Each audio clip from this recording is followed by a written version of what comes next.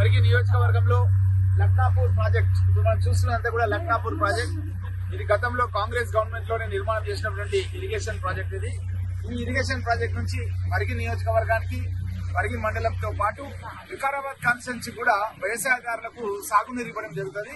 ఈ ప్రాజెక్ట్ లోపల ఇక్కడ ఉన్నటువంటి పరిగి నియోజకవర్గం ప్రజలకు వికారాబాద్ జిల్లా ప్రజానికానికి ఒక బోటింగ్ సౌకర్యం కల్పించాలని ఎప్పటి నుంచో నేను అనుకుంటున్నాను. ఆ బోటింగ్ సౌకర్యం ఈ రోజు మన ఇందిరాగాంధీ జయంతి సందర్భంగా మహిళలందరికీ కూడా మంచి చీరలు ఇచ్చి వాళ్ళందరూ కూడా తీసుకొచ్చి ఇక్కడ భోజనం కూడా ఏర్పాటు చేసి వాళ్ళను ఈ యొక్క బోటింగ్ కార్యక్రమంలో పాల్పంచుకునే విధంగా చేసినందుకు నాకు చాలా సంతోషంగా ఉంది. ఇది ఇంకా తెలంగాణ టూరిజం కార్పొరేషన్ ద్వారా ఈ యొక్క బోటింగ్ కార్యక్రమం ఎప్పుడు కూడా నిర్వహించబడుతుంది. ఇక్కడ కొన్ని కాటేజెస్ ఏర్పాటు చేస్తాం. నైట్ టైంలో కూడా ఎవరైనా స్టే చేయాలంటే ఆ కాటేజెస్ లో ఉండొచ్చు. వాళ్ళ బంధుమిత్రులు కానీ ఇంకెవరైనా ఫ్రెండ్స్ వచ్చినా సరే ఇక్కడే స్టే చేయొచ్చు వీకెండ్స్ లో. కానీ చాలా మంది హైదరాబాద్ సిటీ నుంచి కూడా మన దగ్గర కోట్పల్లి ప్రాజెక్ట్ వస్తున్నారు.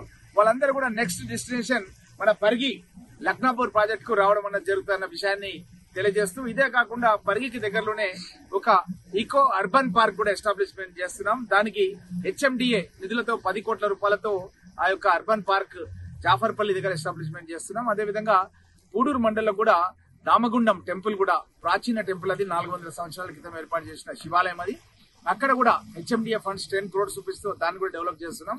ఈ విధంగా పరిగి నియోజకవర్గం లోపల చాలా ప్రదేశాలు టెంపుల్ టూరిజం అనేది కూడా ఉంది. టెంపుల్ టూరిజం అంటే పామండ రామలింగేశ్వర స్వామి దేవాలయం ఉంది.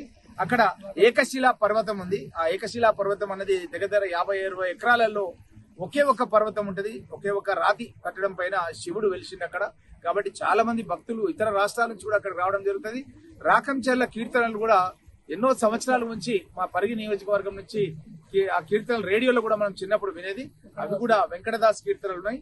అవి కూడా మా పరిగి నియోజకవర్గంలో ఉన్నాయి. ముజాహిద్పూర్ ప్రాంతంలో కూడా షాజహాన్ల టైం నుంచి నిర్మాణమైన కూడా ఇక్కడ చెప్తుంటారు చాలా మంది, మా యొక్క చాలా మంది పూర్వీకులు చెప్తుంటారు. అక్కడ కూడా ఏదట్లయితే చార్మినార్ ఇవన్నీ ఉన్నాయో అట్లాంటిదే కట్టడాలు కొన్ని అక్కడ ముజాహిద్పూర్ గ్రామంలో ఉన్నాయనే విషయాన్ని కూడా తెలియజేస్తూ, పెద్ద ఎత్తున హైదరాబాద్ నుంచి టూరిజం అట్రాక్ట్ చేయడానికి మన పరిగి నియోజకవర్గంలో మైలారంలో కూడా ఒక వెంకటేశ్వర స్వామి ఆలయం ఉన్నది. అది స్వయంభూ ఒక గిరిజన సోదరుడు రాములు అని పూనాలో అతను వృత్తిరీత్యా ఉంటూ ఇక్కడ మైలారం వాస్తవుడు తను మంచి వెంకటేశ్వర స్వామి ఆలయం కూడా కట్టినాడు.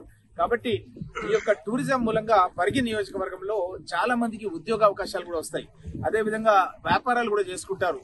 నిరుద్యోగ యువకులకు అన్ని విధాల సహాయ సహకారాలు ఉంటాయి. కాబట్టి ప్రజలకు కూడా ఈ యొక్క టూరిజం మూలంగా వాళ్ళు సంతోషంగా వాళ్ళ ఫ్యామిలీతో వాళ్ళ పిల్లలతో గడపడానికి వీలైతుంది. కాబట్టి ఈ యొక్క బోటింగ్ సౌకర్యం కల్పించడం జరిగింది.